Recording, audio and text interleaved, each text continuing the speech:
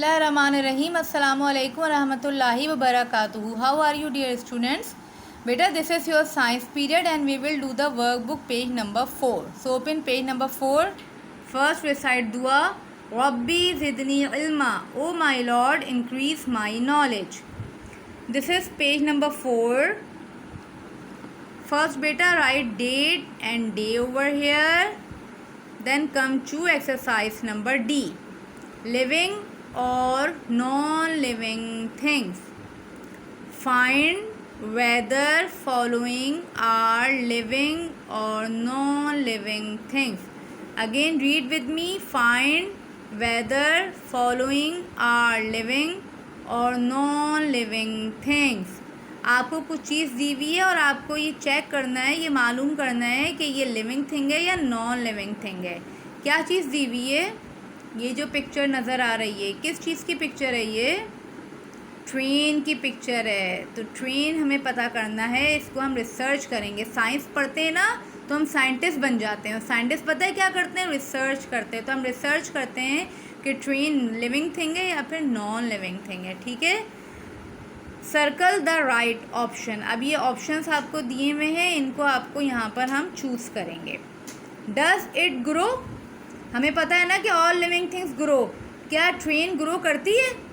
कभी ऐसा हुआ है कि रात में आपने अपनी ट्रेन रखी हो और सुबह वो ग्रो हो गई हो, बड़ी हो गई हो? नहीं होता ना. तो हम किस पे टिक कर देंगे? नो पर. Does it move? ये खुद से मूव करती है? आपने एक कमरे में अपनी टॉय ट्रेन रख दी है, वो दूसरी जगह पर चली गई, ऐसा होता है? या बड़ी ट्रेन्स जो होती हैं वो खुद से मूव करती हैं? वो खुद से मूव नहीं करती हैं. उनके अंदर क्या डालना पड़ता है हमें? या तो उनके अंदर हमें फ्यूल डालना पड़ता है, या वो कोल से चलती हैं, या जो टॉय ट्रेन होती हैं वो बैटरी से चलती हैं. खुद से तो मूव नहीं करती ना. तो डज इट मूव पे भी हम क्या लिख देंगे? नो. Does it breathe? सांस लेती है ये? हाँ, नोज़ होती है इसकी, सांस लेती है? नहीं लेती. तो इस पर भी हम क्या कर देंगे? No. Does it need food?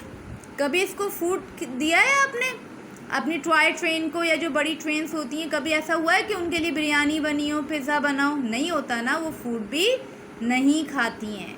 अच्छा, आप बताइए, इस ट्रेन अ लिविंग थिंग और ए नॉन लिविंग थिंग? ना ये ग्रो करती है, ना ये खुद से मूव करती है, ना ये ब्रीथ करती है, ना इसे फूड चाहिए. तो ये क्या होगा? Train is a non living thing. Very good, माशाल्लाह. अब यहाँ हम लिख देंगे non living thing. Okay, alright बेटा. Now come to question number 2. Complete the sentences below using words given below. Here you have been given some sentences and you will complete it with the help of these words. क्या words दिए मैं पहले पढ़ लेते हैं. grows, breathe, eats, moves. ये तो वही चारों वर्ड हैं जो किसकी क्वालिटी होती हैं? लिविंग थिंग की. पढ़िए. A parrot dash around its cage so it is alive. ये जो पैरेट बना हुआ है वो कह रहे हैं कि वो अपने केज में क्या करता है जिसकी वजह से हमें पता लगता है कि वो अलाइव है, ज़िंदा है, लिविंग थिंग है. अपने केज में क्या करता है? ग्रो करता है, या ब्रीथ करता है, या ईट करता है, या मूव करता है? अराउंड इट्स केज मूव करता है. तो यहाँ हम लिख देंगे parrot moves. Very good. Okay. अच्छा, take care of these 4 lines बेटे. आपको पता है ना, sky letter, root letter, grass letter. तो अपनी राइटिंग बहुत प्यारी कीजिएगा. Be it dash when he is hungry. जब पैरेट हंग्री होता है, उसे भूख लग रही होती है, तो वो क्या करता है? ग्रो करता है, ब्रीथ करता है, या ईट करता है? ईट करता है. एक्सेलेंट. यहाँ हम लिख देंगे eats. It eats when he is hungry. See It has 2 holes at the top of its beak so it can dash. ये इसकी बीक है ना. इस बीक के ऊपर अल्लाह ताला ने पता है क्या बनाए हुए? 2 होल्स बनाए हुए इसकी बीक पर. जैसे हमारी नोज़ होती है ना, हमारी नोज़ में कितने होल्स होते हैं? 2 होल्स होते हैं. तो हम नोज़ के ज़रिए क्या कर रहे होते हैं? ब्रीथ कर रहे होते हैं ना, सांस ले रहे होते हैं. तो पैरेट है, अल्लाह पाक ने इसकी बीक के ऊपर भी 2 होल्स बनाए ताकि ये क्या कर सके? ब्रीथ कर सके. यहाँ पर ब्रीथ लिख लेते हैं बेटे. Okay, so it can breathe. Now number D. It dash bigger from a baby parrot to an adult parrot. Baby parrot से एडल्ट पैरेट में ये क्या करता है? ग्रो करता है। वेरी गुड, यहाँ हम लिख लेंगे grows. It grows bigger from a baby parrot to an adult parrot. Okay, now read the complete sentences with me. Parrot moves around its cage, so it is alive. B, it eats when he is hungry. C, it has 2 holes at the top of its beak, so it can breathe. D, it grows bigger from a baby parrot to an adult parrot. Okay, so in this way your page number 4 is complete. Now beta come to page number 6. Workbook page number 6 पर आइए।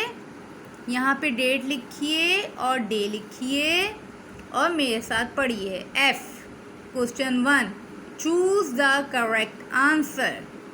Number 1, which part of the body do you use to hold a pencil? यहाँ आपको 3 options दिए हुए हैं, जो इसमें से सही होगा उसे हम चूज़ करेंगे। हमारा कौन सा बॉडी पार्ट बेटा हमें हेल्प करता है जब हम पेंसिल होल्ड करते हैं? देखें अभी आपको मेरे हाथ में भी पेंसिल होल्डिंग नज़र आ रही है। मैंने किस चीज़ से होल्ड किया हुआ है? टोज से, फिंगर से या नेल से? फिंगर से। तो फिंगर्स बी के ऊपर हम क्या कर देंगे? सर्कल बना देंगे। Okay, now question number 2, what does a kitten grow into? Kitten किसका बेबी होता है? कैट का। तो किटन बड़ा होके क्या बनेगा? ग्रो करके क्या बनेगा? कैट। देखते हैं ऑप्शन है या नहीं। A boy, B dog, C cat. तो सी को सर्कल कर देंगे। Okay, now come to part 3. How many thumbs do humans have? How many thumbs do we have? कितने हाथ हैं हमारे? 2। और दोनों हाथों में कितने थंब हैं? Total 2। A 1, B 2, C 3. Which is the right option? Option B 2। इसको हम सर्कल कर देंगे।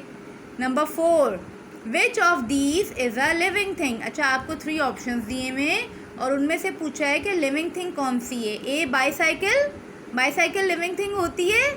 नहीं। बी हैट, जो हैट हम पहनते हैं वो लिविंग थिंग है? नो। सी क्रो, जी जो क्रो होता है ना हमारा प्यारा सा कौवा, वो लिविंग थिंग होता है? बिल्कुल होता है। तो हम सी को क्या कर देंगे? Circle. Now come to number 5, which of the following is not part of the human body?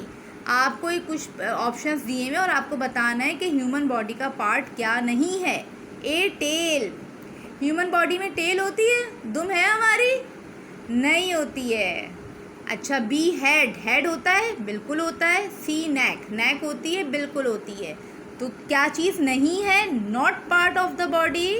A tail. ठीक है, इसको हम सर्कल करेंगे। Now come to question number 2. Read with me बेटे. Mark these statements with tick or cross.